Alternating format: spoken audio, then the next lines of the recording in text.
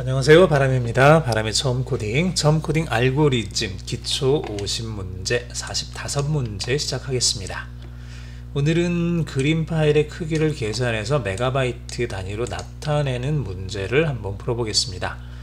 컴퓨터의 그림 파일을 만들 때 가로, 세로의 크기 그리고 한 픽셀 한 점당의 비트 수를 곱해서 파일의 크기가 결정이 됩니다. 물론 실제로 결정될 때는 이거보다 조금 더 다른 여러가지 그 요건들이 좀 들어가요.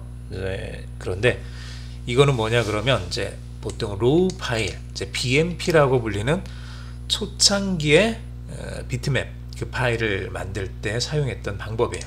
가로의 크기가 10이고 세로의 크기가 10이면 가로 곱하기 세로는 10 곱하기 10해서 100개의 픽셀이 들어가겠죠. 100개의 픽셀이 들어가는데 하나의 픽셀당 컬러 값을 나타내기 위해서 이를테면은 16개의 비트를 더 사용을 한다 그러면 10 곱하기 10 곱하기 16 해서 16,600이라는 비트 수만큼의 크기가 그림 파일로 저장이 됩니다. 자, 이걸 가지고 우리가 한번 만들어 보겠습니다. 가로, 세로, 픽셀당 비트수 이렇게 세 가지 숫자가 주어질 때 파일의 크기를 결정해서 출력하는 코드를 만들어 보겠습니다. 단 입력값은 모두 0보다는 크고 1024 이하가 될 거고요. 출력값은 킬로바이트 단위로 표시를 하겠습니다. 킬로바이트는 1024 바이트고요. 1024가 어디서 나온 거냐 그러면 보통 우리가 1KB 그러면 그냥 1000바이트라고 생각을 하기 쉬운데 정확하게는 이 키로가 컴퓨터에서는 1024 2의 10승을 의미를 합니다. 2의 10승. 그래서 1024바이트가 되고 1바이트는 8비트입니다. 그래서 가로 세로 픽셀당 비트 수가 각각 400 곱하기 400 곱하기 16이면 400 곱하기 400 곱하기 16을 곱해주면은 만, 10만, 100만, 그렇죠. 256만 비트가 돼요. 256만 비트가 되는데 얘를 바이트로 우리가 계산을 해주려면 8로 나눠주고 256만을 8로 나눠주면은 32만이 될 거고요. 32만 맞나요? 256만을 8로 나눠줬더니 32만이 되네요. 예, 32만 바이트가 되고 32만 바이트는 다시 1000바이트, 정확하게는 1024로 나누면은 312.5kB가 될 겁니다. 이거를 312.5라고 쓰지는 않고 뒤에 있는 소수점 이하를 버리는 게 아니라 올림으로 해서 313을 만들어서 최종적으로 나오는 값은 313kB가 되게 이렇게 하겠습니다. 자, 들어오는 값은 이렇게 400, 416 중간에 공백을 기준으로 해서 3개의 정수값이 들어올 거고요. 나가는 값은 저 3개를 곱한 다음 이 3개를 곱한 다음 다시 천천히 8로 나눠주고 그거를 다시 1024로 나눠주고 그렇게 나온 것을 소수점 이하를 올림으로 처리를 한 다음에 숫자를 만들고 그 뒤에다가 소문자 K, 대문자 B를 붙여서 이렇게 출력을 하겠습니다. 이렇게. 자, 한번 풀어보시죠. 5초 시간 드릴게요. 5초 후에 같이 풀어보겠습니다.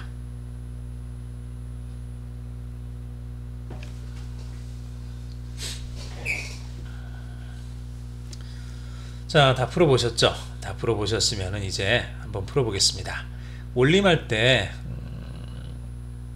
물론 이제 방법들은 얼마든지 있을 것 같은데 지금 여기서는 임포트에서 메스라는 모듈 안에 있는 세일이라는 이 함수를 좀 사용을 하겠습니다.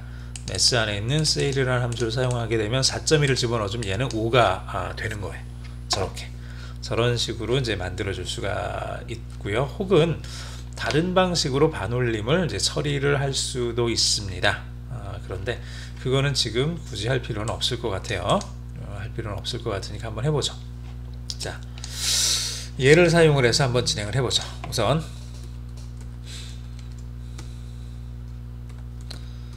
인풋으로 해서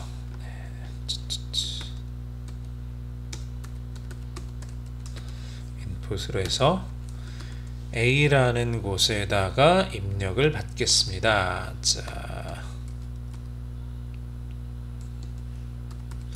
스플릿으로 공백으로 나눠주고요. 이렇게 해서 들어오는 값이 3개가 될 거니까 각각 int라는 함수를 사용해서 정수로 만들어주고, 얘네들을 list라는 함수를 사용을 해서 이렇게 A에다가 저장을 해주겠습니다. 그러면 이제 A에 A0, A1, A2 이렇게 3개의 값이 저장이 되겠죠. 그냥 ABC 이렇게 해놓을까요? ABC 이렇게 해놓고요. 자, 우리가 하려고 하는 것은 A 곱하기 B 곱하기 C입니다. 이거를 8로 나눠주면 바이트가 되죠. 그리고 얘를 다시 1024로 나눠주면 예, 킬로바이트 단위가 됩니다. 얘가 실제로 우리가 출력하고자 하는 값이죠. 최종적인 값이 이게 될 거고요.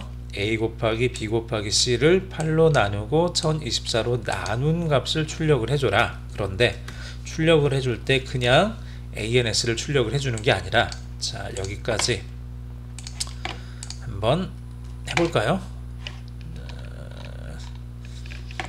600, 416을 넣어서 한번 실행을 해보죠. 600, 416 넣어서 해보면 468.75가 되죠. 근데 우리는 469kB를 출력을 해야 돼요. 즉 여기서 어떻게 해줘야 되냐 그러면 얘를 올림을 처리를 해줘야 되는데, 올림 처리를 하기 위해서는 여기 import mass에서 뭔가를 막 처리를 해준 게 있죠. 맨 위에다가 import mass 이렇게 해주고요. mass라는 모듈을 가져와서 쓸 수가 있습니다. 이제 ANS를 어떻게 해줄 거냐 그러면 저 값을, 이 값을 그냥 이렇게 해줄게요. 이렇게 얘를 mass 안에 있는 CEIL이라는 함수를 사용을 해서 얘를 올림 처리를 해서 ANS에다가 저장을 해줄 거예요. 자, 이렇게 해서 출력을 해보면 600, 416 해주면 469가 이렇게 나왔습니다. 뒤에 이제 킬로바이트만 붙이면 되죠. 이렇게 해주고 뒤에다 붙일 거는 그냥 문자열이니까 KB 이렇게 써주면 되겠네요. 그러면 쉼표가 있으니까 중간에 공백이 하나가 들어가겠죠. 자, 600, 416, 469kB. 예, 잘 됐네요. 어렵지 않게 이렇게 풀렸죠. 이대로 집어넣고, 네, 이대로 집어넣고 얘를 하나를 더 추가를 했죠. 매스 집어넣고 매스 세일 해가지고 얘를 실수가 아니라 정수로 처리를 해주고 이렇게 만들어줬습니다. accept, 아무 문제 없이 잘 처리되는 것까지 확인을 했습니다.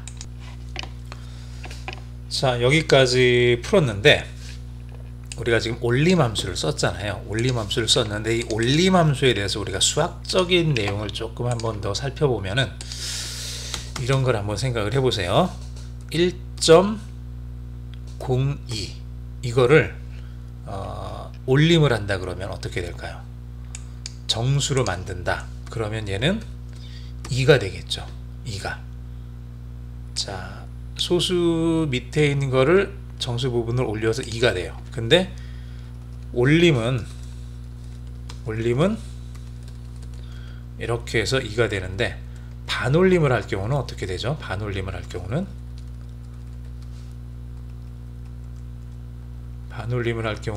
1.0에서 뒤에 있는 게 0.5보다 크면은 그 다음으로 올리는 거고, 이게 0.5보다 작으면은 버리는 거죠. 자, 즉 얘는 반올림을 하면 그냥 1이 될 거예요.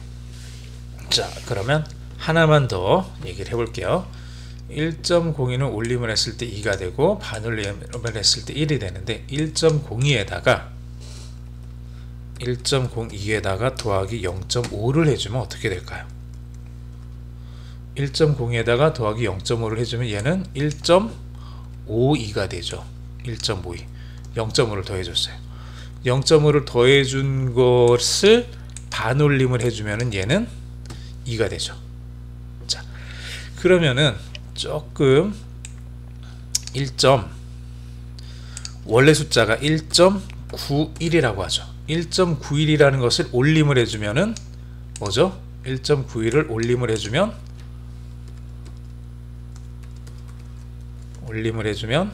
얘는 2가 되죠. 1.91이니까 1.02든 1.91이든 올림을 해주면 둘 다 2가 돼요. 그런데 1.02에다가 0.5를 더해서 반올림을 해주면 2가 되고요. 1.91에다가 0.5를 더해주면 어떻게 되죠? 1.91 더하기 0.5 해주면, 자, 이게 0.9, 0.5, 0.4 앞에는 2 이렇게 되죠. 2.41이 되죠. 2.41을 반올림을 해주면, 얘를 반올림을 해주면 2죠. 0.41은 0.5보다 작으니까 버리고 2만 남죠. 반올림 했을 때 2가 돼요. 즉 제가 지금 수학적으로 뭘 말씀드리고 싶은 거냐 그러면, 어떤 숫자에 대해서 올림을 한다는 얘기는 거꾸로 얘기하면은, 어떤 숫자에 대해서 0.5를 더한 다음에, 이 숫자에 대해서 0.5를 더한 다음에 반올림을 하는 것하고 결과가 동일합니다. 결과가 동일하다는 얘기예요. 즉 우리는 여기서 올림을 사용을 하기 위해서 import mass에서 mass 아래에 있는 sail이라는 함수를 썼어요. 이 sail이라는 함수는 그냥 쓸 수는 없고 mass라는 모듈을 불러와야만 쓸 수 있어요. 그런데 round라는 함수는 반올림 함수고요. round는 반올림 함수고, mass라는 라이브러리를 불러오지 않더라도 그냥 파이썬에서 기본적으로 제공해주고 있는 그 함수예요. 얘를 써서 올림처럼 쓰기 위해서는 이 결과값에다가 0.5를 더해주면 된다는 얘기예요. 나온 값에다 0.5를 더해서 반올림 해주면은 얘는 올림과 같은 성능, 같은 효과를 가진 그런 처리를 하게 됩니다. 600, 416 이렇게 해주면은 469KB 이렇게 똑같이 나온다는 얘기예요. 즉 이렇게 해서, 자, import mass나 이거 안 하고 그냥 round 함수를 써서 요 부분만 더하기 0.5로 추가해서 이렇게 집어넣어줘도 동일한 값이 나온다는 얘기죠. 재밌죠? 여러분들 그 코딩 할 때, 특히 알고리즘 공부할 때 수학적인 베이스를 가지고 있으면은 굉장히 쉽게 풀 수 있는 경우들이 생깁니다. 이거는 여러분들이 코딩하고 수학을 절대로 분리를 하시면 안 돼요. 이게 수학 못해도 코딩을 할 수 있다라고 말하는 사람들도 있어요. 물론 그렇게 할 수 있는 코딩도 있어요. 조금 심하게 얘기하면은 삽질하는 코딩, 굉장히 오랜 시간을 들여가지고 다른 사람들이 해놓은 거 똑같이 계속 베끼는 그런 코딩을 하고 싶다 그러면 그렇게 해도 돼요. 그런데 그게 아니라 내 나름대로 뭔가 조금 더 자유적이고 독창적이고 뭔가 좀 창의적이고 나만이 할 수 있는 그런 방식을 가지고 알고리즘이나 그런 구조를 가지고 코딩을 하고 싶다 그러면은 수학 공부는 필수입니다. 수학을 할 수 있는 것과 하지 못하는 것에 대한 차이는 가면 갈수록 점점 더 커져요. 그러니까 여러분들이 지금 초등학생이든 중학생이든 고등학생이든 코딩을 계속 하고 싶은 생각이 있다면 수학을 절대 놓지 마세요. 단 제가 말하는 수학은 고등학교에서 수능 공부를 하기 위해서 정해진 시간 내 문제를 빨리 푸는 그런 수학은 아니에요. 그게 아니라 오히려 수학책에 나와 있는 증명 과정을 따라갈 수 있는 수학이에요.